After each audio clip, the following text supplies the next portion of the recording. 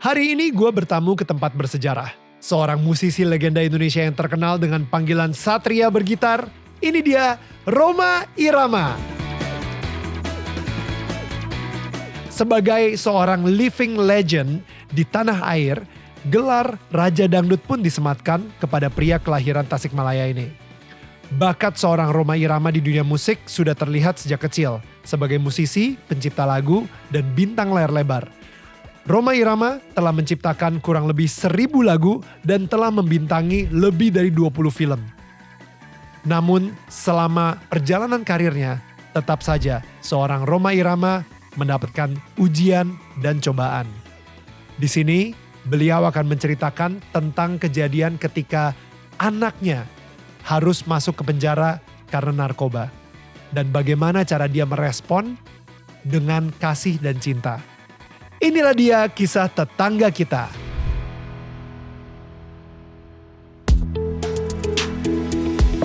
Hai, ini gua Daniel, tetangga kamu. Di sini gua akan ngobrol dengan tetangga gua tentang perjalanan hidup mereka dari kacamata spiritual di saat mereka mengalami situasi tidak pasti dan kekhawatiran sampai bisa kembali bangkit menjadi orang yang lebih kuat dari sebelumnya. It's gonna be very exclusive and inspiring. Alright guys, sekarang ini kita ada di Soneta Records dan udah pasti kalian tahu kita akan ngobrol sama siapa. Tapi sebelum itu gue pengen ngomong dulu kepada kalian semua dengan tetangga kamu yang baru aja bergabung dan mungkin baru aja kenal sama kita. Well, kalau misalnya lu ngeliat baju gue dan lu suka sama baju kita, well langsung aja cek our official merchandise store itu di Tokopedia. Itu langsung cek, search aja DMN Official Merch. Dan atau mungkin lu bisa langsung foto QR code yang ada di sini. Dan lu bisa ngedapetin official merchandise dari kita. Without further ado, this is the King of Dangdut himself. Inilah dia Bang Haji Rhoma Irama. Bang Haji, welcome. Terima kasih sudah menyempatkan waktunya, Bang. Terima kasih banget. Aduh Bang, beneran deh. Kita coba ngatur ini sebenarnya. Bang Haji sendiri sebenarnya udah ada di pikiran saya sejak 2 tahun yang lalu kali Bang. Pas kita di acara Ruang Guru kali ya. Tapi pada saat itu mungkin masih belum ada YouTube-nya. Tapi setelah kita ketemu lagi di acara yang online shopping itu, itu saya nanya tuh, saya sempat tanya, boleh nggak interview sama Bang Haji kayak gitu. Dan itu 2 tahun yang lalu Bang, sampai akhirnya sekarang nih baru. Terima kasih banget. Alhamdulillah, terima kasih. Makasih buat waktunya. Bang, saya pengen flashback sebenarnya. Dari awal banget Bang Haji, waktu masa kecilnya sampai sekarang ini udah 76 tahun ya. Itu udah pasti mengalami banget banyak asam garam dari kehidupan ini gitu. Nah, mungkin kalau misalnya kita flashback di masa kecilnya Bang Haji, itu masa kecilnya seperti apa sih Bang? Masa kecil saya sama masa kecil Anda. Iya, bedanya satu di Pluit, yang satu. Artinya masa kecil itu yang saya ingat ya, saya memang suka musik gitu. Suka musik, itu yang masih saya ingat kalau di kelas itu, saya selalu ketika suruh nyanyi depan kelas, saya nggak nyanyi lagu anak-anak gitu, saya nyanyi lagu orang-orang dewasa.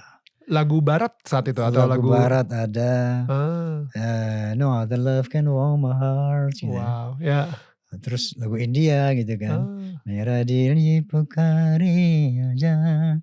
Jadi udah nyanyi lagu barat, nyanyi lagu India, nyanyi lagu Jepang. Wow. Ameyo fure. Wow. Jadi saya suka menyanyi sejak di bangku SD kelas 1, kelas 2 waktu itu. Umur 6 tahun, umur 7 tahun. Suka banget musik dan di sana sudah ada sense of religion gitu ya. Sudah suka kepada agama gitu waktu itu. Itu kalau suka politik juga sejak kecil ternyata. Wow. Indikasinya begini. Kalau Bung Karno pidato di radio, itu saya dengerin sampai habis itu. Wow. Gak boleh ada orang ganggu itu. Wow. itu sense politik saya rasa. Ya. Kemudian agama, kalau saya ada orang-orang dewasa ngaji gitu kan, bicara saya nguping gitu, saya nongkrong tempat pengajian orang dewasa gitu kan. Wow. Nah itu yang saya tahu masa kecil saya itu suka musik, suka agama dan suka politik. Makanya saya sering bilang seni, agama, politik itu satu nafas dalam kehidupan Roma, kayak gitu kira-kira. Ya, nggak bisa dipisahkan. That's part of you, gitu ya. Kira-kira gitu. Ya. Lalu kalau saya jujur pengen belajar sih sebenarnya, pengen belajar dari Bang Haji juga gitu. Karena gini, saya semangat banget untuk ngobrol sama Bang Haji karena seperti tadi, yes, kayak dakwahnya ada. Secara karir entertainment, wah udah luar biasa sekali gitu ya. Dan sampai akhirnya di politik sendiri juga udah banyak makan asam garamnya juga gitu. Nah, mungkin sekarang saya pengen fokus lebih ke entertainment dulu sebelum nanti kita masuk ke bagian agama gitu. Di entertainment itu ceritanya sampai akhirnya, dan kita tadi barusan ngobrol, kalau misalnya dangdut itu terciptakan oleh Bang Haji Rhoma Irama. Jadi sebelum Bang Haji belum ada tuh yang namanya dangdut. Yes, ada musik Melayu, tapi term dangdut itu sendiri diciptakan oleh Bang Haji. Itu boleh ceritain gak awalnya? Oke, saya luruskan ya bahwa kata-kata dangdut itu banyaknya mengklaim. Muncul bahwa ada orang yang mengatakan itu dangdut itu bahasa saya, istilah saya. Ada orang yang mengatakan oh itu saya yang pertama munculkan istilah dangdut. Saya melihat dangdut ini sebagai cemoohan elit musik Indonesia saat itu. Ketika dangdut masih bernama Orkes Melayu, itu saya kan dulu bergaul sama anak-anak pop, sehingga kan saya pernah jadi juara pop singer Asia Tenggara ya. Right. Ya karena memang saya waktu itu memang di dua kubu ini, saya punya grup band, kadang-kadang malam minggu yang satu saya nyanyi di pesta-pesta anak-anak muda, anak-anak The Have gitu kan, dengan lagu Beatles, Rolling Stone gitu. Right. Tapi di malam minggu yang lain saya nyanyi di kampung-kampung becek, menyanyikan lagu-lagu India, lagu-lagu Melayu kayak gitu kan. Nah jadi saya dengar istilah dangdut itu sebagai cemoohan. Versi saya ya. Kalau dengan orkes Melayu, cemoohan terhadap orkes Melayu. Artinya apa dangdut itu? Dangdut itu sebetulnya kalau Anda dengar, maka saya bikin lagu judulnya Viva Dangdut. De tetang dang di tetang dang dang dang dang dang dang dang de tetatang dang de tetatang. Dangdut suara gendang ditabu berulang-ulang. Ini musik Melayu berasal dari Delhi, lalu kena pengaruh dari Barat dan Hindi. Itu sebetulnya dangdut itu. Dia aslinya adalah musik Melayu berasal dari Delhi, Sumatera. Tanjung Katung airnya biru, tempat orang bercuci muka, gitu kan. Kemudian kena pengaruh Barat, Hindi dan sebagainya. Jadilah orkes Melayu. Dibilangnya orkes Melayu, padahal sebenarnya dari Sumatera tuh. Melayu asli dari Sumatera. Nah, lalu what is dangdut? Dangdut itu pertama tadi saya katakan asalnya dari cemoohan. Cemoohan orang-orang elit musik. Anggapan aja kayak, wah lu mah taste-nya dangdut loh, kayak gitu. Jadi misalnya cemoohannya seperti itu dulu belum ada taste dangdut, tapi dangdut, orkes Melayu dangdut. Oh kayak gitu, cemoohnya kayak gitu. Oh lu mau nyanyi orkes Melayu dangdut. Oke, ngerti sekarang. Oke. Nah itu kemudian saya angkat dalam sebuah lagu, saya bikin judul lagu dangdut saat itu. Itu yang sekarang dikenal sebagai lagu Terajana. Ya. Sering kita melihat musik di Taman Ria, iramanya Melayu, dua sedap sekali.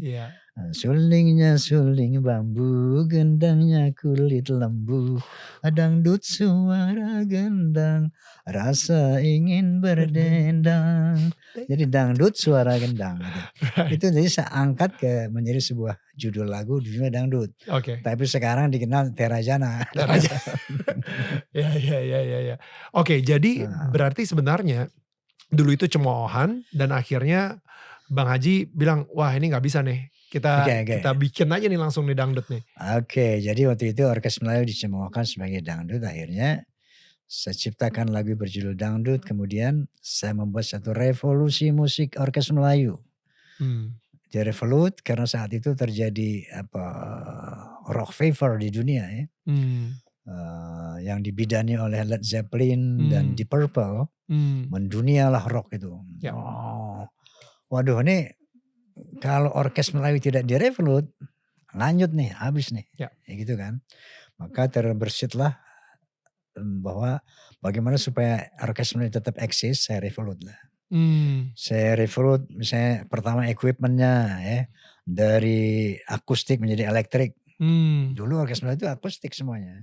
Wow. Gitar akustik, gitar semuanya akustik. Saya rubah jadi elektrik. Kemudian saya tambah unsur-unsur seperti drum yang dulu di Orkes Melayu nggak ada. Lead gitar di Orkes Melayu itu nggak ada. Oke. Nah, kemudian dari sisi beat saya masukkan beat-beat dari rock kan. Ya. Itu kan bukan Orkes Melayu. Rock banget ya. Rock ya. ya. Tapi sense of musiknya tetap ada dangdut. Ya, gitu. ada Melayunya. Ada Melayunya gitu kan. Nah jadilah dari Orkes Melayu menjadi genre baru yang namanya dangdut gitu kan. Wow. Makanya di situ tanpa saya sadari sampai sekarang siapa yang memberikan yang melabelisasi Rhoma Irama Raja Dangdut tuh saya juga nggak tahu. Apa mungkin dari revolusi itu. Kemudian ada mengatakan kayak Joe Stone dari Inggris itu bilang Rhoma Irama Godfather of Dangdut. Kemudian Andrew Weintraub, William Frederick dari Amerika mengatakan Rhoma Irama is the founding fathers of Dangdut. Dia mengatakan juga the founder of Dangdut. Ini nggak ngerti, yang pasti yang saya lakukan adalah bahwa bagaimana saya merevolusi Orkes Melayu supaya be equal dengan musik rock yang saat itu melanda dunia gitu, termasuk Indonesia gitu. Yap. Dan sekarang ini mungkin lagi dilanda sama K-pop. Korean. Ya nggak sih? Betul. Jadi akhirnya sekarang ini dangdut sendiri udah mulai harus direvolut juga. Ada revolusinya juga. Gitu. Ya kan? Berevolusi juga. Saya nggak tahu jadi apa. Tapi yang pastinya dangdut saat ini di Indonesia seperti apa? Kalau misalnya menurut Bang Haji sendiri. Iya, kalau saya melihat secara dari musikalitas ya, berkembang dan modern. Dan saya melihat teman-teman musik dangdut ini dari aransemennya mereka sudah mulai lebih modern dari yang dulu. Kemudian teknik vokalnya nggak kalah dengan penyanyi-penyanyi pop ya. Banyak sekali misalnya ya, Indonesian Idol itu ternyata penyanyi dangdut, pandai nyanyi lagu dangdut gitu kan. Nah jadi dari sisi musikalitas semakin baik.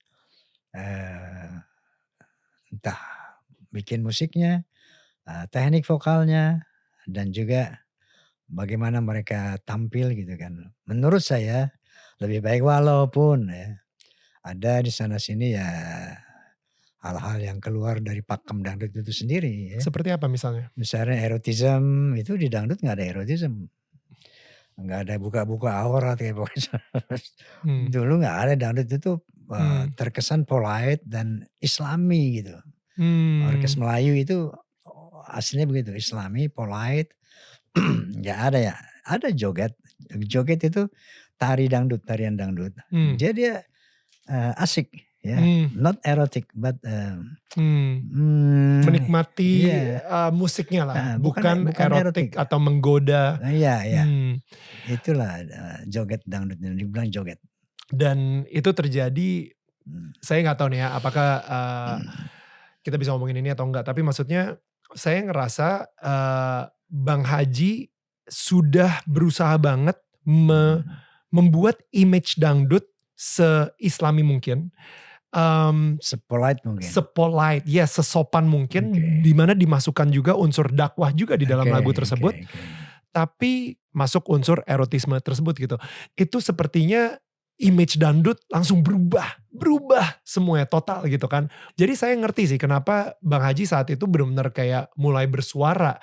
Karena sesuatu genre yang Bang Haji ciptakan seharusnya ke arah tertentu, tapi malah terbelokkan 180 derajat dari motivasi awal terciptanya dangdut gitu.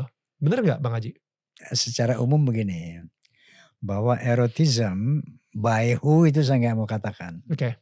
Tapi erotism itu satu penyimpangan dari keaslian orkes Melayu. Bahwa buka-buka aurat itu juga sebuah penyimpangan dari orkes Melayu. Yaitu dangdut. Makanya saya bikin organisasi orkes Melayu yaitu PAMI. Persatuan Artis Musik Melayu Dangdut Indonesia. Itu sudah 20 hampir 30 tahun berdiri. Di situ dengan semboyan bermusik dan menghibur dengan akhlak mulia. Ya. Wow. Jadi saya ingin dangdut ini menjadi pagar budaya dari penetrasi kultural yang tidak sesuai dengan nilai-nilai yang kita miliki, itu Pancasila. Di mana di sana ada nilai ketuhanan, ada nilai kemanusiaan yang adil dan beradab.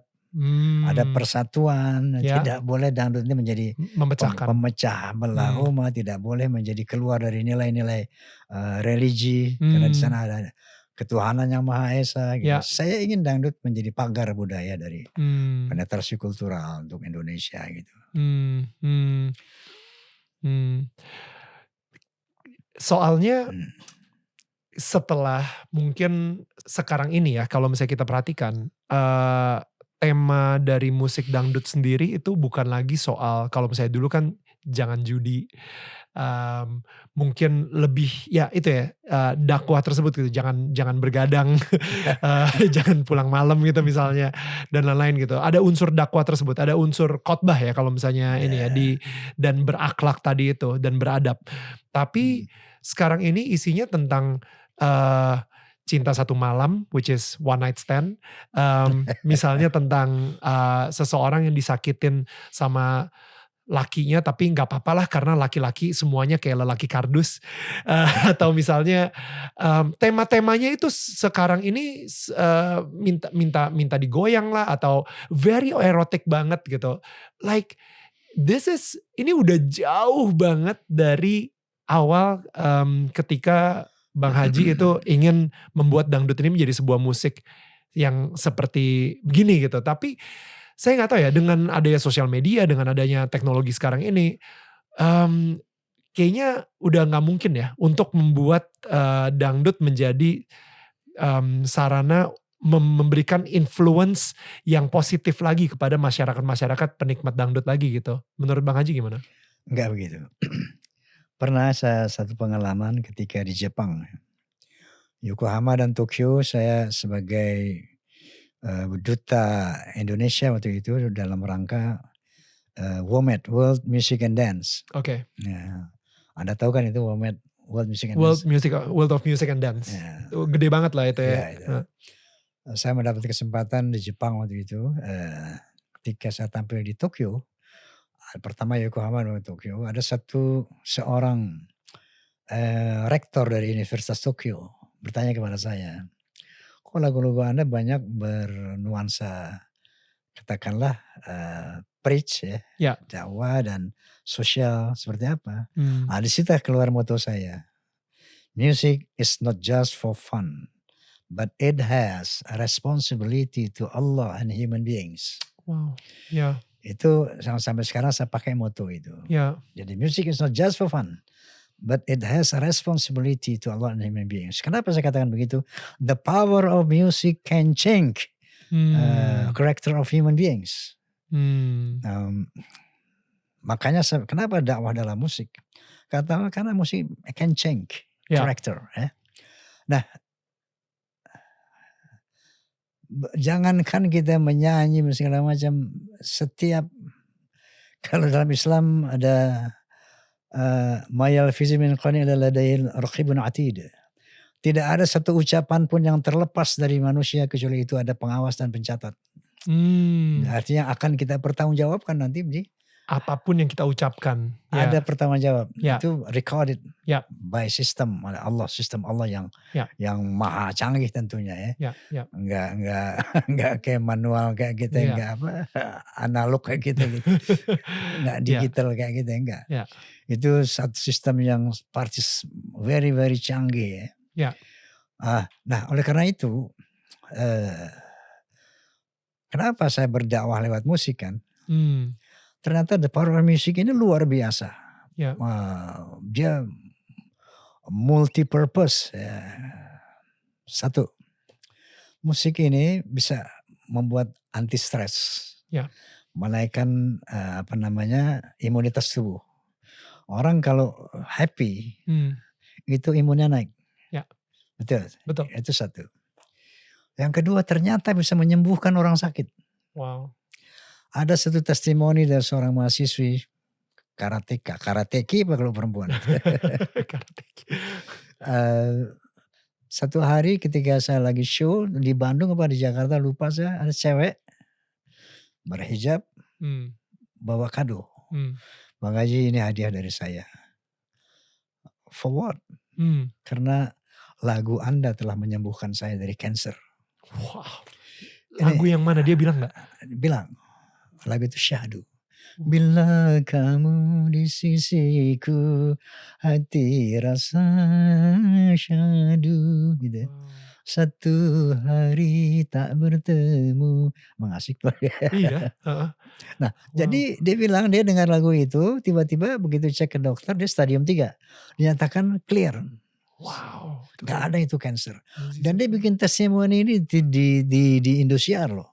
Wow. Di televisi disaksikan jutaan orang tentunya kan. Wow. Gak mungkin ini bullshit. Ya. Dia bikin testimoni itu. Saya sembuh dengan lagu. Judulnya Syahdu. Wow. Nah, dan begitulah the power of music. Not just for bisa menaikkan imunitas, anti stres, bahkan penyakit, bahkan bisa merubah karakter manusia. Ya. Bahkan bisa menjadi alat dakwah. Itulah. Saya setuju banget, karena saya ngerasa kita tertransformasi apa yang kita lakukan di hidup ini karena dari apa yang kita dengar. Jadi ketika saya mendengar dulu di zaman-zaman high school, saya suka banget denger lagu Radiohead judulnya Creep. I'm a creep, I'm a weirdo. Jadilah saya weirdo. Ya, gitu. Ya kan?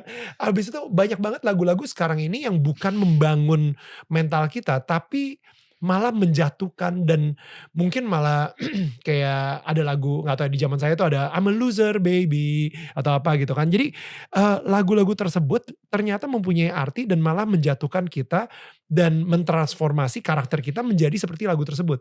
Kalau misalnya dengerin lagu-lagu kayak tadi Syahdu, lagu yang isinya tentang kedekatan kita sama Tuhan, tentang kerinduan kita sama pasangan kita dan lain-lain, itu kita akhirnya jadi tertransformasi juga. Tapi kalau misalnya kita dengerin lagunya tentang wah laki-laki memang bajingan semua, akhirnya kita akan sakit hati terus sama laki-laki dan kita nggak punya kepercayaan atau kita punya trust issue sama laki-laki gitu misalnya. Jadi emang saya percaya sih dan saya sampai hari ini sangat menjaga banget lagu yang masuk dalam kuping saya gitu Bang. Okay. Itu penting banget dan kita jujur kangen sih lagu-lagu yang memang bisa membangun ya, bukan menghancurkan gitu. Oke, mohon maaf ya, kedua saya juga pernah diundang Amerika. Di Pittsburgh University. Keren loh Amerika nih. Bayangin dia ngundang saya dalam rangka International Conference on Islam and Popular Culture in Indonesia and Malaysia. Wow. International Conference on Islam and Popular Culture in Indonesia and Malaysia. Wow. Jadi mereka mau tahu bagaimana musik populer ini bisa masuk ke dalam agama, kemudian bisa itu tadi change karakter. Nah, di sana ada 9 negara, di antara ada dari Eropa, Belanda, semua bikin paper. Nah, paper saya berjudul Music is a Medium for Information, Communication, Unity, even dakwah saya bilang. Nah, itu saya harus membuktikan bahwa musik itu efektif untuk dakwah. Musik dakwah itu efektif untuk merubah karakter manusia. Di situ saya buat satu pengalaman saya, satu experience. Ada seorang dosen bahasa Inggris dari Universitas Erlangga. Halo bro, mungkin Anda mendengar ini ya. Tapi itu berapa puluh tahun yang lalu. Saya saat itu lupa menanyakan namanya. Oke. Jadi waktu itu lagi Isoma, Hmm. kita lagi syuting di Surabaya film Menggapai Matahari. Selagi Isoma satu restoran, tiba-tiba ada suatu pemuda, bukan pemuda ya, satu orang handsome banget, tampan, berlente, Ya. bawa tas ecolak gitu. Saya lihat lagi mencari-cari seseorang gitu di restoran itu. Akhirnya matanya tertuju kepada saya. Dia datang ke saya. "You Mr. Roma?" "Yes, I am." Langsung saya berdiri, saya dipeluk sama dia. Dipeluk lama banget. Saya pikir ini siapa nih orangnya, saya nggak kenal. Ya. Begitu dilepas, "You are my teacher." Wow. Eh. Oke. I have to say, saya bilang, "How can you say like that? I am your teacher. How can you say like that?" "Bang Haji, saya ini dosen bahasa Inggris di Universitas Erlangga. Ternyata jalan hidup saya ini selama ini diarahkan oleh lagu-lagu Anda." Gila nggak? Gila nggak? Wow. Saya mengikuti lagu-lagu Anda itu, langkah-langkah saya itu. Yang kedua, banyak problematika hidup saya, solusinya di lagu Anda. Wow. Ya. Maka saya bilang sama dosen-dosen teman saya, "Kamu harus dengar soneta." Wallahi ya. Nah inilah yang saya tulis di dalam paper itu. Ya. Bahwa musik dakwah efektif untuk membuat orang berubah. Nah, yang namanya Forza, Fans of Roma and Soneta, itu mereka semua membuat testimoni. "Bang Haji, dulu saya penjudi. Saya berhenti main judi setelah mendengar lagu judi. Saya dulu nih pemabuk, saya berhenti mendengar lagu ini setelah mendengar lagu haram. Saya dulu kurang ajar sama orang tua, sekarang saya santun sama beliau setelah mendengar lagu keramat." Dan sudah itu ternyata setelah saya lakukan observasi, itu musik efektif banget untuk merubah karakter manusia. Yang baik bisa jadi buruk, yang buruk bisa jadi baik. Because of music. Music itu keren. The power of music. Wow. Ya. Dan tadi bener banget kata Bang Roma, musik bisa merubah sesuatu yang baik jadi buruk, yang buruk jadi baik. Betul. Gitu. Mungkin orang yang buruk ini gak akan pernah dia ke masjid atau ke gereja, tapi kalau misalnya dia suka lagu dangdut dan dia dengerin dan dia nyanyikan, akhirnya perlakuan dia pun juga ikut berubah. Ya. Saya beri contoh begini, the power of music. Saya kasih senandung.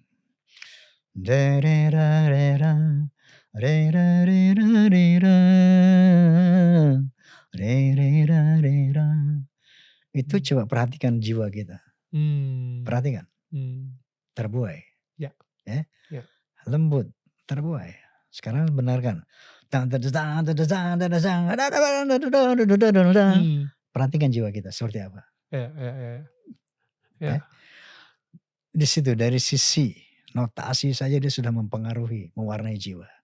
Sekarang notasi tadi kita isi dengan lirik. Yang sudah dengan lirik. Hai manusia, hormati ibumu yang melahirkan dan membesarkanmu, darah dagingmu dari air susunya, jiwa ragamu dari kasih sayangnya. Itu dengan lirik seperti itu, notasi seperti itu very very touching. Dan di situ manusia bisa berubah. Ya. Dan kayak tadi saya bilang tuh, kalau misalnya mungkin orang ini nggak akan pernah ke rumah ibadah, tapi musik bisa masuk ke rumahnya dia gitu, ya kan, melalui artinya, itu. Ya bisa, itulah change character, change iman dan sebagainya. Ya. Ngomongin soal change character, Bang Roma sendiri kapan sih menemukan Tuhan dalam hidupnya Bang Roma? Karena secara kita tahu nih, Bang Roma sendiri itu benar-benar kayak dekat sekali dengan Tuhan. Amin, gitu. Amin. Please tell us the moment ketika you have that revelation ya mungkin ya. Oke. Jadi memang dulu saya beragama Islam secara tradisional. Artinya apa tuh? Arti ikut-ikutan aja. Eh, Bahwa kita semua manusia umumnya beragama secara tradisional. Oke. Orang Kristen jadi Kristen karena memang nenek moyangnya Kristen. Ya. Orang Buddha, Hindu karena nenek moyang mereka Buddha, Hindu, jadilah Buddha, Hindu, Buddha. Begitu juga orang Islam. Ya. Menjadi Islam karena ya lingkungannya, keturunannya anak Islam, jadi Islam tradisional. Ya. Nah saat itu saya ada dalam satu situasi kebingungan. Karena saya melihat teman saya yang Kristen mengatakan nggak masuk surga lo tanpa darah Yesus. Saya lihat orang Hindu, orang Buddha nggak masuk nirwana tanpa Trimurti dan sebagainya. Islam mengatakan inna dina 'indallahil Islam, agama yang paling benar adalah Islam. Bingung saya kan. Semuanya kayaknya benar gitu. Ntar dulu kalau dia yang benar bahaya gue nih. Iya. Kalau dia yang benar bahaya gue nih. Ya. Karena ada truth claim, dari semua agama ada truth claim. Ada kebenarannya. We are the right one. Ya. Gitu ya. Ya. Nah dari situ saya harus cari sebenarnya agama yang mana yang benar. Semua agama baik oke. Tapi the right one is only one. Gak mungkin 5 hal itu semuanya benar tuh gak mungkin. Oke. Tapi semuanya baik oke. Ya. Salah satu contoh. Satu agama mengatakan harus sholat. Kalau gak sholat dosa. Yang ini gak pakai sholat. Ya. Yang saya mengatakan minum haram, makan babi haram, sebenarnya enggak. Enggak mungkin sama, enggak mungkin benar semua gitu kan. Yang benar harus satu. Nah untuk itulah saya berkontemplasi. Lamanya saya lupa 2 minggu 3 minggu. Yang pasti yang saya ingat itu di hotel Indonesia waktu itu dan Hotel Hilton. Ini udah jadi penyanyi nih, udah. Ya, artinya waktu itu umur saya 17-18 tahun gitulah. Oke, masih ini ya. Oke. Nah, saya bacalah 3 buku kitab suci. Oh. Saya pelajari garis besarnya aja, konsep ketuhanannya. Ini bagaimana, gini. Konsep peribadatannya, ini gimana. Konsep sosialnya gimana. Udah 3 hal itu. Akhirnya alhamdulillah saya memang mendapatkan Islam the right one menurut saya. Ya. Maka sejak itu saya beragama secara rasional. Tidak lagi tradisional. Nah, Astagfirullahaladzim. Anda tadi bilang bahwa agama apa Anda bilang? Agama itu bukan produk Allah. Itu pas lagi off air ini dibawa ke sini. Oke, ya udah. Saya bilang Tuhan itu tidak menciptakan agama. Iya itu. Itu yang saya bilang. Ya. Nah kan saya counter abis itu. Oh iya. Ini mau keliru banget. Kalau Tuhan tidak menciptakan agama salah banget. Sorry to say. Orang yang berakal pasti menyadari ada Tuhan, ada superpower. Contohnya Sigmund Freud. Ya. Beliau seorang ateis, orang Jerman. Tapi dia bisa mengatakan bahwa dalam tubuh manusia ini ada 3 unsur. Ego, id, superego. Ego, id, superego. Id itu maksudnya? Pengaruh buruk. Oh oke. Setan. Oke. And superego. Superego itu pengaruh positif. Oke. Dia bisa bilang di dalam diri kita ada ego itu aku. Ada id pengaruh negatif, ada superego. Superego itu ya yang di atasnya ego. Ya. Itu dia seorang ateis pasti ngomong gitu. Ternyata ini ada dalam Quran. Wa nafsi wa ma sawwaha fa alhamaha fujuraha wa taqwaha. Qad aflaha man zakkaha wa khaba man dassaha. Qala ta'ala. Demi penciptaan manusia dan penyempurnaannya sesungguhnya manusia aku ilhami dengan 2 hal. Fujur dan takwa. Potensi durhaka dan potensi takwa. Durhaka itu setan. Takwa itu superpower. Superego. Ya. Jadi dalam diri kita kata Al-Quran dan kata si Sigmund Freud tadi ada 2 potensi loh. Id potensi negatif and superego potensi positif. Ego kita ini adalah decision maker. Mau ikut mana? Di kiri ada setan, di sini ada Allah. Ya, Ada posisi positif maksudnya. betul. Ada posisi negatif. Qad aflaha man zakkaha wa khaba man dassaha. Beruntung orang yang membangun potensi positifnya. Celaka orang yang perturutkan membangun potensi negatifnya. Nah, oleh karena itu setiap kita punya bakat jadi kiai, punya bakat jadi setan, punya bakat jadi maling gitu lah. Semua kita punya potensi itu. Betul. Nah, keberadaan Tuhan tidak terelakkan bagi akal sehat. Nah, sekarang kalau Tuhan kita yakini menciptakan manusia, lalu kayak orang Jepang bikin Toyota, apakah setelah dibikin tuh mobil tidak ada manual booknya? Harus ada manual booknya. Ada manual booknya. Right. Ini digunakan begini. Kalau enggak hancur nih mobil. Begitu juga kitab suci, agama, religion, it's manual book. Itu peraturan dari Tuhan bagaimana menjalankan tugasmu sebagai manusia. Manual booknya adalah agama. Oke. Oke, clear ya? Ya. Ya, clear kok. Kalau misalnya di sini sih clear, tapi kalau misalnya nanti di off air kita bisa ngobrol lagi. Enggak, tapi secara akal sehat ya. Enggak mungkin Tuhan, kita yakini Tuhan sebagai pencipta. Iya. Tiba-tiba kita enggak yakin ya Tuhan menciptakan manual book kan. Pada akhirnya yang saya khawatirkan adalah ketika orang lebih menyembah agamanya daripada menyembah Tuhan. No. Gitu. Itu juga ucapan yang salah. Enggak ada orang menyembah agama. Orang tuh menyembah Tuhan bukan menyembah agama. Ketika seseorang itu udah terlalu membela agamanya sefanatik mungkin, itu menurut saya ya, itu udah mulai menyembah agama. Gitu. Tidak. Itu kalimat yang salah dan perilaku yang salah. Oke. Gak ada orang gue menyembah agama itu tolol banget itu orang. Iya. Kan ininya, maksudnya perlakuannya. Perlakuannya itu bukan fanatik kepada agama tadi menyembah agama, tidak. Orang fanatik kepada sesuatu bukan diklaim menyembah sesuatu. Lihat konteksnya gitu loh. Agama dan Tuhan itu adalah pencipta dan pembuat peraturan, pencipta dan peraturan gitu loh. Pencipta dan peraturan, Tuhan dan agama itu. Pencipta dan aturan sang pencipta. Betul. Dan itu dia kenapa aturan itu kadang-kadang bisa dibelok-belokin sehingga muncullah banyak sekali agama. Padahal Tuhan itu sebenarnya nggak terlalu mau. Contoh. Kayak tadi kita ngomongin soal misalnya Bang Roma yang menciptakan dangdut. Genre dangdut. Pada akhirnya sekarang ini Bang Roma sebagai penciptanya, gue gak pernah pengen dangdut tuh sampai seperti ini.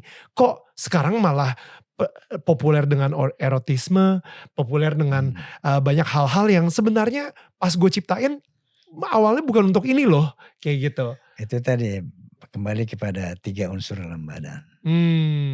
Ketika orang mempertahankan dan mengikuti potensi pengaruh negatif positifnya, tidak akan terjadi perusakan terhadap manual book tadi. Betul.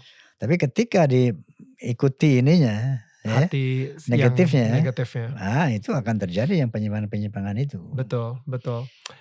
Anyway, jadi setelah soalnya gitu itu umur 17 tahun ya, dan akhirnya Bang Roma sendiri mulai berdakwah di dangdut itu kapan? Maksudnya karena ketika saya percaya banget bahwa lagu syahdu itu bisa berhasil menyembuhkan seseorang dari kanker stadium 3, itu saya percaya. Karena saya ngelihat frekuensi dari suaranya Bang Roma, dari hatinya Bang Roma, itu benar-benar penuh dengan kasih Tuhan, penuh dengan cintanya Tuhan gitu. Sehingga ketika Bang Roma nyanyi pun itu ada perpanjangan tangan Tuhan di situ. Dari dakwah tersebut gitu. Dan saya percaya banget. Nah, kapan itu terjadi ketika tersadarkan, wah ini secara karir gue mau nyanyi, gue harus membawa pesan Tuhan di dalam lagu gue gitu. Oke, saya pernah resah dalam berseni ini. Ketika kok pada gak sholat misalnya. Kok harus tarik ke sholat, kok harus meninggalkan sholat. Yang kedua, kok harus drunk. Semua seniman tuh dulu harus drunk, minum, segala macam. Kok harus free sex, pergaulan bebas, itu saya resah. Itu tahun berarti Ya. waktu Bang Roma umur berapa tuh saat itu? Kira-kira tahun 60-70, tahun 70, tahun 60-70. Waktu saya main band, saya main orkes gitu kan. Pada minum, waktu sholat nggak pada sholat. Terus sama cewek barangkali bebas banget gitu ya. Saya resah, apa mesti begini main musik? Saat itu dalam tiap sholat saya berdoa kepada Allah, ya Allah seandainya bakat seni ini hanya akan memperlebar jalanku ke neraka, tolong cabut. Wow. Tapi seandainya bakat seni ini bisa membawa kepada keridhaan-Mu, bimbing saya ya Allah. Gitu. Itu doa saya. Ternyata Allah kabulkan itu. 13 Oktober 73 saya deklarasikan soneta The Voice of Muslim. Wow. 13 Oktober 73. Ya. Kita berkumpul 8 orang waktu itu personilnya. Mulai sekarang gak ada lagi drunk. Gak ada lagi tarikus sholat, meninggalkan sholat. Kita harus betul-betul mengabdi kepada Allah secara konsisten dan konsekuen. Oke, setuju? Yang setuju jabat tangan saya. 8 orang nunggu. Al-Fatihah. Nah, udah. Dari situ muncullah lagu-lagu dakwah. Dengan satu keyakinan bahwa the power of music can change. Ya. Tetapi untuk berdakwah itu Gus Dur. Al-Maghfirullah, Allahumma warhamhu wa'afi. Mantan Presiden Indonesia, tokoh nasional kita. Pernah bilang dakwah di dalam musik itu mengomentari musik dakwah Roma. Roma mau berdakwah di musik gitu. Wah, enggak bisa. Mau dakwah di musik itu enggak bisa. Gitu. Karena musik itu otonom. Enggak ada pintu buat dakwah. Saya enggak bantah Gus Dur. Gus Dur benar. Tidak ada pintu buat dakwah. Tapi saya melihat celah. I love it. Yes. Karena ini cuma celah, jadi nggak gampang masuknya. Gitu loh. Apa yang membuat sulit? Pertama, ya ayyuhalladzina amanu lima taquluna ma la taf'alun. Kabura maqtan 'indallah an taqulu ma la taf'alun. Hai manusia, jangan kamu berkata apa yang tidak kamu lakukan. Besar murka Allah kepada orang yang cuma ngomong tapi nggak mengerjakan. Nah ini pertama kalau mau dakwah dalam musik atau dalam apa saja. Ya. Nah jadi dakwah dalam musik pertama bersihkan lu hati kita nih. Ya. Lu bikin lagu judi, orang jangan main judi, lu berjudi apa enggak? Ya. Lu larang orang minum, lu minum apa enggak? Ya. Lu ngajak orang sholat, lu sholat apa enggak? Ketika lu tidak melakukan apa yang kamu katakan, besar murka Allah. Wow. Tapi sebaliknya, kalau kamu melaksanakan apa yang kamu katakan, itu apa yang akan datang dari hati akan sampai kepada hati. Di situ dia akan bisa membentuk, membentuk apa yang kita sampaikan itu. Tapi tadi ada momen tersebut di mana Bang Haji tuh memberikan karir Bang Haji, menyerahkan, berserah karirnya atau mungkin kemampuan nyanyi itu di tangan Tuhan sih. Karena tadi Bang Haji sempat doa, kalau misalnya sampai ini malah membuat orang sesat, ya udah ambil aja kemampuan kesenian saya. Dan saya ngerasa sama sih Bang Haji, saya sendiri juga sempat pernah berserah seperti itu dalam karir saya sebagai presenter. Dan muncullah channel YouTube ini gitu. Jadi di mana saya menggunakan channel YouTube ini untuk ngomongin soal cinta Tuhan gitu kepada kita. Nah ngomongin soal cinta Tuhan sendiri itu berarti Bang Haji sendiri itu udah merasakan banget cinta Tuhan sehingga cinta tersebutlah yang didakwahkan melalui lagu-lagunya Bang Haji gitu ya. Cinta seperti apa sih kalau misalnya boleh tahu karakter Allah cintanya itu di mata Bang Haji itu seperti apa? Ini kalau bicara Tuhan ini complicated. Karena Tuhan, kalau Tuhan tuh banyak. Ada orang menuhankan A, yang menuhankan B, yang menuhankan C, itu relatif banget. Oke. Tapi kalau bicara Allah ya yang saya maksud itu Tuhan. Oke, jadi buat saya Ada satu ayat yang berbunyi begini. Walaqad khalaqnal insan wa na'lamu ma tuwaswisu bihi nafsuh wa nahnu aqrabu ilaihi min hablil warid. Sesungguhnya akulah yang menciptakan manusia dan aku tahu apa yang dibisikkan hatinya karena aku lebih dekat kepada manusia itu dari manusia itu dengan urat lehernya. Jadi Allah lebih dekat kepada manusia daripada kita dan urat leher. Wow. Kembali ke Sigmund Freud tadi. Ya. Di dalam sini ada aku yang mengendalikan anggota tubuh. Ya. Ada id, pengaruh negatif, bisikan setan. Ada super ego, pengaruh positif. Ya. Nah, jadi ketika kita sadar bahwa aku, ego, aku ya. Di antara dua pengaruh ini. Dan kita punya kekuasaan untuk menentukan. Memilih yang mana gitu kan. Antara hak dan batil, antara kebenaran dan kesesatan. Antara kebaikan dan keburukan. Itulah tanggung jawab manusia nanti di hadapan Allah. Maka yang Anda masuk kedekatan kita dengan Allah tadi, Allah sudah menyatakan, nahnu aqrabu ilaihi min hablil warid. Aku lebih dekat kepada kamu ego, manusia sini, daripada kamu ego dengan urat lehermu sendiri. Wow. Begitulah kedekatan Allah sesungguhnya. Tapi jangan dibayangkan secara fisik ya. Physically ini bukan bersifat material tapi lebih kepada energial mungkin ya. Ya. Seperti itu. Tadi pertanyaan Anda apa? Cinta. Cinta Allah. Ya. Jadi kita mencintai Allah setelah kita mengenal Allah. Kita mengakui keberadaan Allah setelah kita melihat bukti-buktinya. Kalau dalam Islam itu ada dua ayat. Yang namanya ayat-ayat qauliyah, tekstual, kitab suci. Ya. Dan ayat-ayat kauniyah. Ayat kauniyah itu alam ini. Ayat artinya tanda. Ayat artinya bukti. Okay. Bukti keberadaan Tuhan itu pertama kita bisa melihat dari kitab suci. Sehingga dari kitab suci itu, dari teks itu kita, Tuhan ternyata begini. Dia menginformasikan kepada manusia. Aku nih begini, aku nih gini, aku nih gini. Ya. Kita kenal di situ. Yang kedua, ayat kauniyah. Nabi bersabda, kalau mau kenal Tuhan, tafakkaru fi khalqillah, wala tatafakkaru fi dzatillah. Lihat aja ciptaan Tuhan. Fikirkan dan renungkan, kamu akan kenal Tuhan. Salah satu contoh. Afara'aitum ma tahrusun? Allah nih ngomong. Afara'aitum ma tahrusun, tidakkah kamu perhatikan pohon-pohon yang kamu tanam? Entah pohon pisang, pohon mangga, pohon jeruk, pohon bunga. Lalu Allah bertanya, antum tazra'unahu am nahnu zari'un? Kamukah yang menumbuhkan pohon yang kamu tanam atau aku? Ya Tuhan. Di situ orang diajak berpikir. Ya.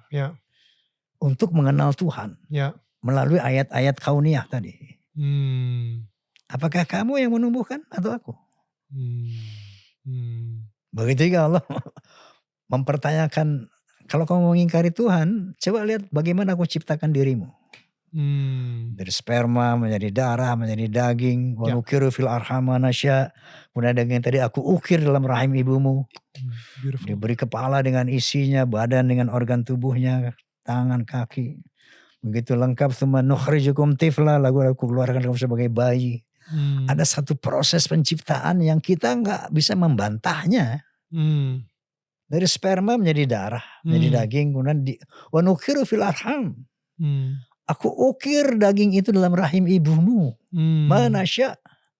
Lahirnya manusia dengan berbagai organnya, anggota tubuh yang struktural, fungsional. Sehingga akal tidak bisa membantah.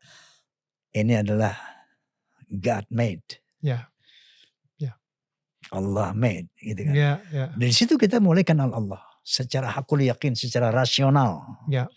Beragama secara rasional, bukan tradisional lagi. Oke, God exists, Allah exists. Setelah itu menjadi majelis taklim nih. Gak apa-apa juga. Gak apa-apa juga. Lo poin YouTube gue. Setelah itu, ya, ya, kita belajar. setelah kita sudah tahap pertama nggak kenal Allah yang sebenarnya, next apa? Nah tadi kembali ke agama itu. Yang Anda bilang Allah tidak menciptakan agama.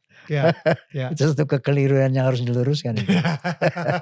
Setelah kita tahu itu Allah, Dia ciptakanlah agama. What is agama? Rule. Agama itu apa tadi, guidance books. Agama itu manual book. Sampai Profesor Arnold Toynbee, seorang sosial berkebangsaan Amerika, kamu cari. Begitu dia baca Quran, masuk Islam, apa dia bilang? Islam is not only a religion, but it's also a way of life and a whole civilization. Way of life and a whole civilization, guidance. Manual book, itulah agama. Setelah Allah ciptakan manusia, Allah bikin kayak orang Jepang bikin Toyota, dikasih manual booknya nih pakai nih. Kalau nggak pakai rusak loh. Atau nabrak gitu kan. Begitu juga manusia, tanpa manual book dari Tuhan celaka. Celaka pasti. Kenapa sih dilarang ada ini haram, ini haram, ini haram? Yang diharamkan itu yang akan mencelakakan kamu. Kenapa minum dilarang, judi dilarang, zina dilarang? Lo kerjain deh, pasti celaka lo. Pasti lo rugi. Itulah manual book. Itulah agama yang lo bilang Tuhan gak bikin agama. Dan saya tadi pikir sih, tadi pas kita lagi ngobrol tuh, orang yang tidak bertuhan itu mungkin tidak mempunyai akal sehat. Tadi Bang Roma sempat ngomong seperti itu ya kalau nggak salah ya.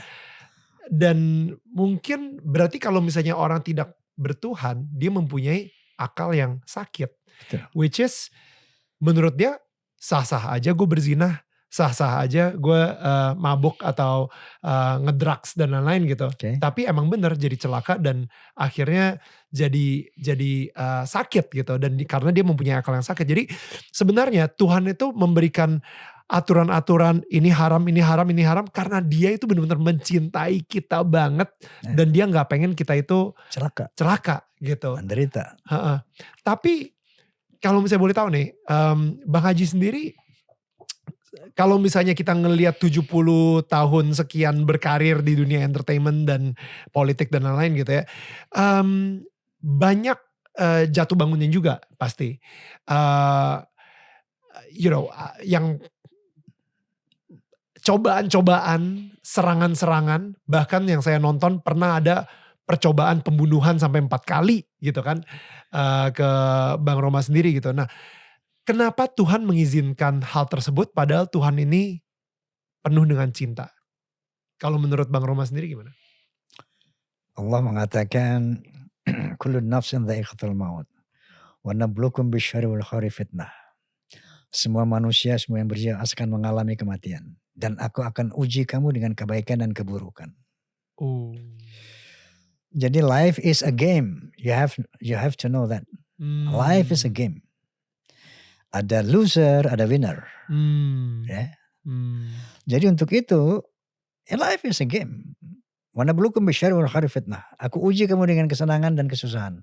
Dengan keindahan dan keburukan. Kamu pikir miskin aja itu ujian. Kaya pun ujian. Betul. Kamu pikir sakit aja ujian, sehat pun ujian. Ketika kamu diuji dengan sakit, apakah kamu tetap konsisten? Bisa. Bertakwa kepada Allah dalam sakitmu, dalam miskinmu. Bisa ketika kamu sehat, bisa kamu manfaatkan untuk mengabdi kepada Tuhan secara konsisten. Bisa menggunakan hartamu tetap fisabilillah. Nah, jadi yang Anda katakan jatuh bangun itulah manifestasi perujian daripada wa nabluukum bisyarri wal khairi fitnah. Aku jadikan bagimu kebaikan dan keburukan ujian. Ada duka cita. Tapi semuanya ujian. Wow. Digadit. Saya gak pernah mikir sampai situ tapi it's beautiful. Gue mikir. Iya. Artinya itulah God. Ya. Itulah yang informasi dari Allah. Ya.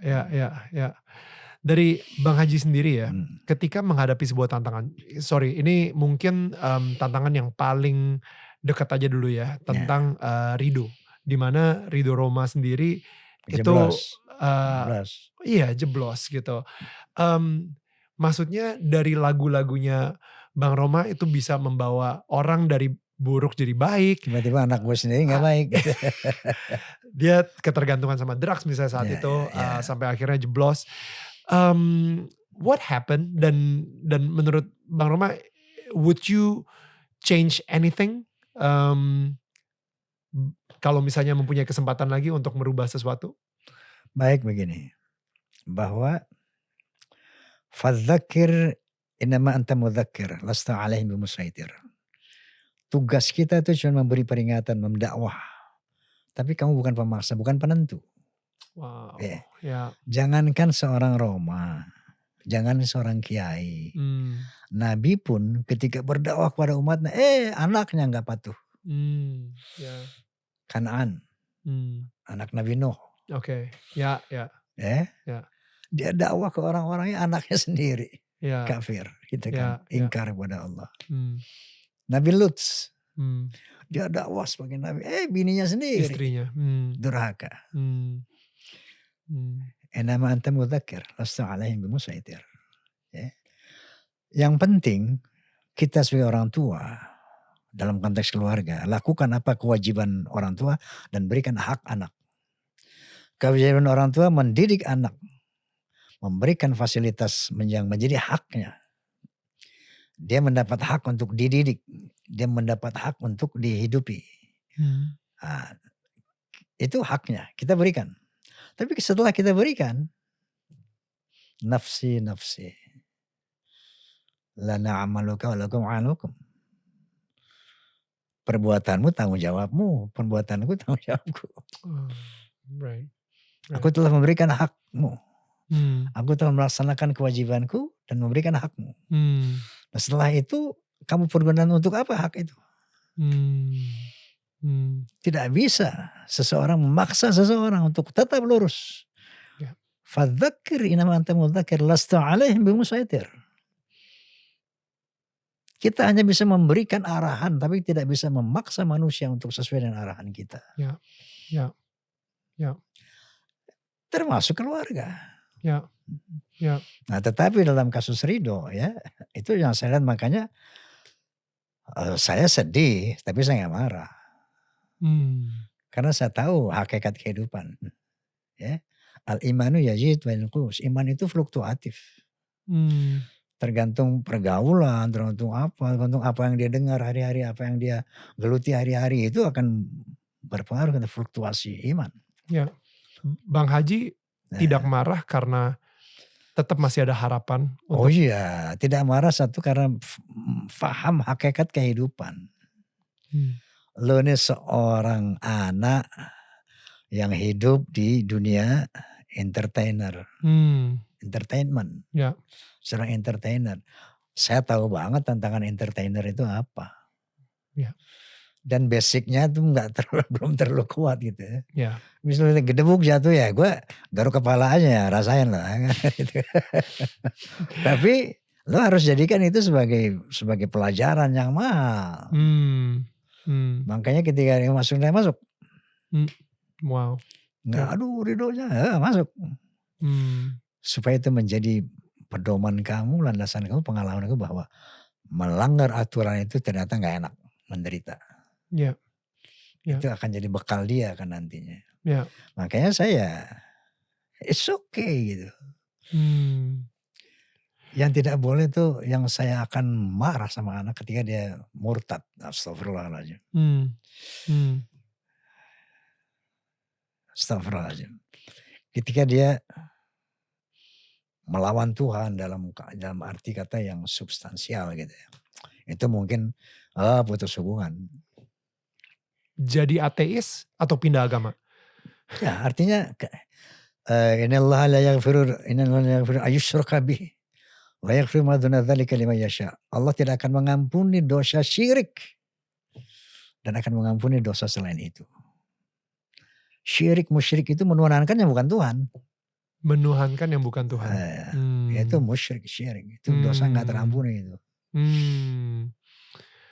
Kalau dari Bang Haji sendiri, pembicaraan seperti apa sih dengan Ridho? Karena ketika, saya gak tahu ya, sebagai seseorang yang sudah dielulukan sebagai seorang legenda, ya kan, sepertinya nih kayak Bang Haji nih secara karir tuh spotless, tapi jadi ada bercak karena mungkin karena Ridho, atau mungkin karena dulu sempet kayak satu Indonesia itu ngehebohin ketika Bang Roma ngomongin soal pedangdut yang menari erotis gitu misalnya. Nah, how do you deal with that? Wah, karir gue nih, padahal gue udah berusaha banget untuk membuat ini. Gue udah berdakwah, gue udah berdakwah di lagu, gue udah sekarang nama gue Bang Haji gitu kan. Jadi kesannya harusnya suci and spotless and you know what I mean, like perfect gitu. Cuman akhirnya jadi imperfect. Sunatullah, nobody perfect. Nobody's perfect. No situation perfect, no condition perfect. Ya, jadi itu tadi ada dinamika hidup. Ayatnya tadi, wa nabluukum bisyarri wal khairi fitnah. Aku uji kamu dengan keburukan dan kebaikan. Popularitas dan gosip-gosip kayak peristiwa-peristiwa yang Anda ucapkan tadi, ya. Masalah orang yang erotisme, kemudian kasus Ridho, itu syar, keburukan. Ya. Aku uji kamu dengan kebaikan dan keburukan. Bagaimana ketika kamu menghadapi kebaikan, popularitas, bagaimana sikapmu? Dan bagaimana sikapmu ketika aku uji dengan erotisme tadi, dengan kasus Ridho? Apa sikapmu? Tapi yang pasti tidak ada hidup tanpa ujian. Omong kosong. Orang hidup tanpa ujian siapapun. Jangankan manusia, Nabi pun penuh dengan ujian. Presiden pun, raja pun penuh dengan ujian. Tidak ada seorang manusia yang tidak diuji, karena itu sunatullah. Kullun nafsin dha'iqatul maut. Setiap bernyawa pasti mati. Wa nabluukum bisyarri wal khairi fitnah. Itu sunatullah. Ketetapan Allah. Semua orang bakal mati dan aku uji kamu untuk masuk kepada kematian itu dengan kebaikan dan keburukan. Nanti begitu kamu masuk kepada kematian itu, di situ ada reward and punishment. It's depend on your struggle. To face, apakah to itu respond. kebaikan. Respond with love atau respond with hate. Nah jadi Oke. Kalau orang ngerti hakikat itu, ya fine-fine aja. Dia tidak bangga ketika dilulukan. Dan dia tidak sedih ketika dibully, sebagainya. It's okay, karena dia mengerti hakikat kehidupan gitu. Ya. Ini menarik. Karena mungkin saya akan berpikir Bang Haji tuh bisa marah sama Tuhan gitu. Maksudnya kayak gue udah dakwah nih, gue udah menjalankan, kok hidup gue malah dikasih ujian seperti ini sih gitu. Nggak sempat ada obrolan seperti itu gitu sama Tuhan, doa seperti itu. Kalau orang nggak kenal Tuhan ya begitu. Wow, akan begitu, buruk sangka. Transaksional, buruk sangka, ya. Karena dia nggak kenal Tuhan, nggak kenal hakikat kehidupan, ya begitulah. Oke. Tuhan ini nggak adil, masa dia kaya gue miskin? Karena nggak paham. Ternyata kaya juga ujian, lebih berat daripada lu miskin. Wow. Kan gitu. Kalau dia mengerti ayat kehidupan. Ya. Kalau nggak ngerti ya begitu. Tuhan brengsek, Tuhan nggak adil. Gue udah sholat, gue udah puasa, gue miskin juga. Apa kata Allah? Wa asa an takrahu syai'a wa huwa khairul lakum. Wa asa an tuhibu syai'a wa syarrul lakum. Wallahu ya'lamu wa antum la ta'lamun. Sangat boleh jadi yang kamu benci, sangat boleh jadi yang kamu benci itulah kebaikan untukmu. Dan sangat boleh jadi yang kamu inginkan itu gak baik buat kamu. Wallahu ya'lamu wa antum la ta'lamun. Allah yang tahu dan kamu tidak tahu what will happen next. Jadi dengan hal itu, dengan pengetahuan itu dan keyakinan itu, makanya orang nggak akan bisa tulak pinggang ketika dia jaya dan nggak akan bersedih ketika dia di bawah. Ya. Happy ya dalam segala kondisi. Ya. Apalagi ujian itu, kalau kamu mau naik kelas kan diuji. Ya. Tanpa ujian mana ada kenaikan kelas. Iya. Dengan ujian itu kita makin matang, naik. Kata lulus naik. Weh, gitu. Itu analogi yang sangat baik sekali sih. Bukan analogi, itu faktanya seperti itu. Fakta hidup juga itu sebenarnya. Diuji itu untuk menaikkan kelas kamu, kualitas kamu. Wow. Dalam menata kehidupan. Wow. Tanpa itu gak akan naik kelas. Sekarang kita akan bahas politik. Okay. Untuk Partai Idaman, saya sempat dengar interview Bang Haji juga, di mana di Partai Idaman itu dengan fondasi Islam, ya kan? Islam dan Pancasila. Islam dan Pancasila. Yeah. Nah, dan kalau misalnya dulu pernah ikutan Golkar, pernah ikutan P3. P3 bukan ikutan, juru kampanye sorry. Juru kampanye. Simpatisan. Dan itu pun juga karena mereka mempunyai ajas Islam. Ya, ajas Islam, betul ya. Dan bahkan di interview tersebut Bang Haji sempat bilang gitu, iya karena saya pengen banget Islamisasi, which is negara Indonesia ini diislamisasikan. Gak tau nih, ini dari ekspresi mukanya ini agak-agak ragu nih saya. Tapi saya bisa puterin ini ya sih, videonya sih kalau misalnya Bang Haji mau ngeliat lagi. Nah, I'm just wondering, Indonesia yang ideal itu sebenarnya seperti apa menurut Bang Haji sendiri? Ya Pancasila. Oke. Pancasila itu udah ideal banget. Oke. Ideal banget. Karena saya tidak bercita-cita mendirikan negara Islam. Kenapa? Ya, ada Islam lipstick, ada Islam garam. Artinya apa tuh? Ada Islam label, ada Islam taste. Wow. Good. Yang penting itu taste-nya, bukan labelnya. Rasanya, bukan labelnya. Pancasila itu udah rasa Islam. Lihat, ketuhanan yang Maha Esa, la ilaha illallah Muhammadur Rasulullah. Tidak ada Tuhan kecuali Allah. Qul huwallahu ahad, katakan Allah itu satu, Esa. Kemanusiaan yang adil dan beradab. Itu Islam. Hablum minallah, hablum minan nas.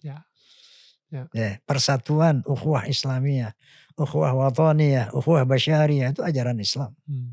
Persatuan internal umat Islam, persatuan antara warga negara Islam, warga negara Indonesia, persatuan antar manusia, apapun bangsanya, apapun agamanya, itu perintah Islam. Persatuan itu. Keadilan sosial, keempat musyawarah mufakat, itu ajaran Islam. Wasyarin fil amr, bermusyawarahlah dalam segala urusan. Keadilan sosial itu ajaran Islam. So what? Dan kita sadari ini kita plural.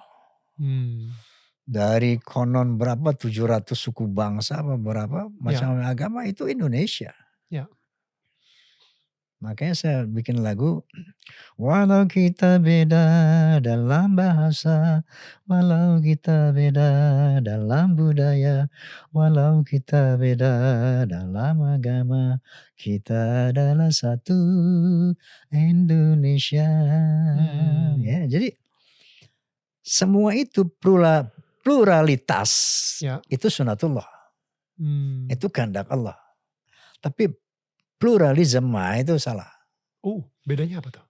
Kalau pluralitas itu kemajemukan yang memang ciptaan Allah. Majemuk itu kehendak Allah. Tapi ketika kemajemukan itu disama-samakan, semua agama sama, itu sesat sudah. Wow, ini menarik. Saya pluralisme. Saya nggak terlalu ngerti itu maksudnya pluralisme di mana kemajemukan itu disama-samakan. What does that even mean? Itu. Artinya apa? Jadi semua agama sama, semua agama sama-sama baik gitu misalnya gitu. Sama-sama benar. Sama-sama benar. Itu salah. Itu sesat. Kalau menurut Bang Haji hanya satu agama yang benar. Loh iya. Menurut Anda pun hanya satu agama. Kalau Anda bilang semua agama benar, pelin-pelan ente. Pluralisme gitu. itu adalah truth claim. Oke. Dari setiap agama itu ada truth claim. Ada kebenaran. Tapi right or wrong itu belum tentu. Ya. Klaimnya itu benar apa enggak? Ya. Itu masih relatif. Oke. Oleh karena itu dari truth claim itu, kalau kita mengatakan semua agama sama baik, ini kan omong kosong. Tapi pluralitas, yes. Kita berbeda, iya. Dan kita harus bersatu dalam perbedaan, iya. Tapi yang tidak boleh menyamakan perbedaan itu dalam konteks agama. Makanya gak ada kerukunan agama, ya ada kerukunan antar umat beragama. Very good. Agama gak bisa dirukunkan. Ya. Satu sama lain saling bertabrakan. Ya. Nah, satu bilang sholat 5 waktu, satu bilang gak usah sholat, satu bilang puasa, tabrakan. Ya. Gak bisa ada toleransi agama, tidak ada toleransi dalam akidah. Ya. Tapi umatnya itu yang bisa ditoleransikan. Lakum dinukum waliyadin. Silahkan jalankan agamaku, aku agamaku. Ya. Gak usah lah pakai, kalau agamaku gini aku ikut ya, itu namanya pluralisme. Kalau aku Natalan kamu ikut Natalan ya. Kalau aku puasa kamu ikut puasa ya, itu pluralisme. Jangan. Toleransi beragama adalah saling menghormati akidah agama masing-masing. Orang Kristen mengatakan Yesus anak Tuhan. Go ahead. Orang Islam gak perlu marah. Tapi gitu orang Islam mengatakan lam yalid wa lam yulad, Tuhan tidak beranak dan tidak diperanakan. Jangan marah kamu. Go ahead. Yeah, of course. Itulah toleransi. Jangan toleransi searah. Apa artinya toleransi searah? Searah misalnya begini. Misalnya mayoritas harus toleran terhadap agama minoritas. Minoritas gak toleran. Ya. Toleransi itu apa sih dalam beragama ya? Menghormati akidah masing-masing. Kalau bisa bilang, itu orang gak nyelamatin Natal, gak ngucapin Natal, dia tidak toleran. Oh jangan bilang gitu. No, ya. Kenapa dia tidak boleh mengucapkan Natal? Karena di situ ada unsur membenarkan bahwa Tuhan itu dilahirkan. Bahwa Tuhan itu punya anak. Sementara akidah orang Islam, lam yalid wa lam yulad. Tuhan tidak punya anak. Ya. Kalau kita mengatakan selamat atas kelahiran Tuhan, itu melanggar akidah dia gitu loh. Itu yang harus dihormati oleh orang Nasrani juga. Iya. Untuk tidak marah ketika tidak diselamatkan Natal gitu misalnya. Iya. Itu namanya toleransi dua arah. Iya. Oh ya, that's good. Jangan searah. Tapi kalau misalnya udah ngomongin soal tidak dikasih bangun gereja misalnya seperti itu. Itu udah ada peraturannya.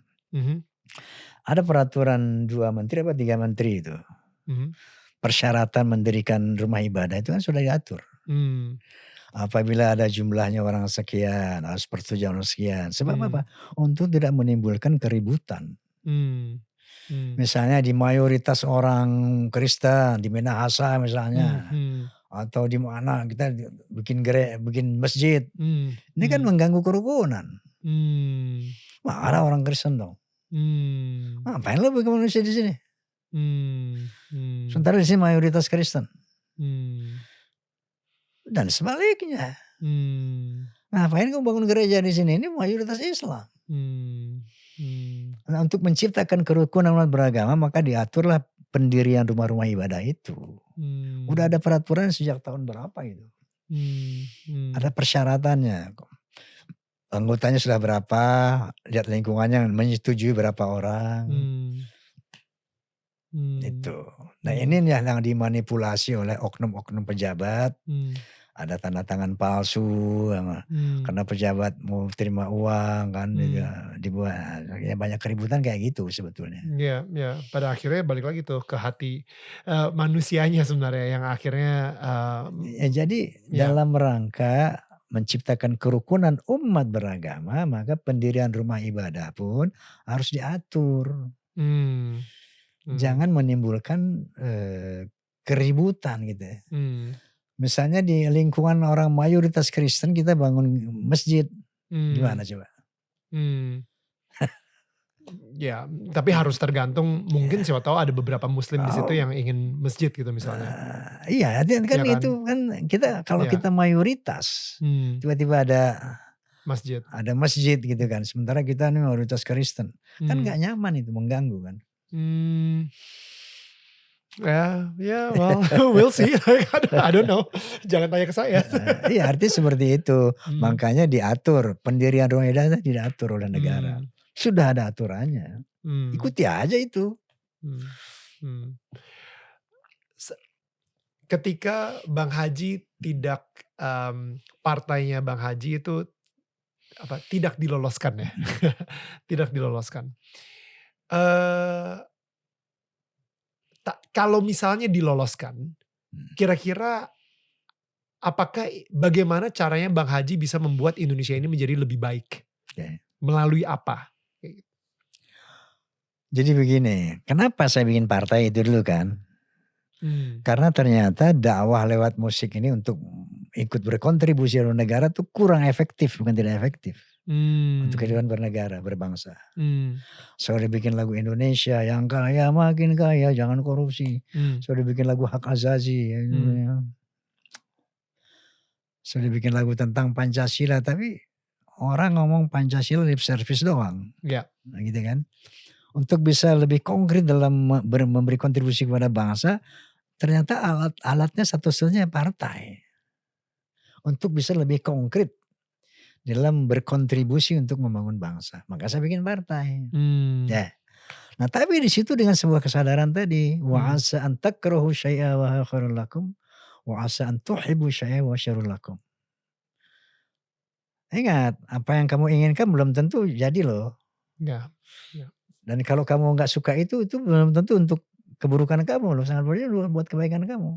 Makanya ketika kita nggak diluluskan, saya main musik malamnya. Nggak ada stres. Oh ya. Karena saya yakin itu keputusan Allah yang terbaik untuk saya. Sudah seberserah itu ya. Yes. Karena kita mengerti. Tadi agama, mengerti agama. Dan yang buatan Tuhan itu bukan.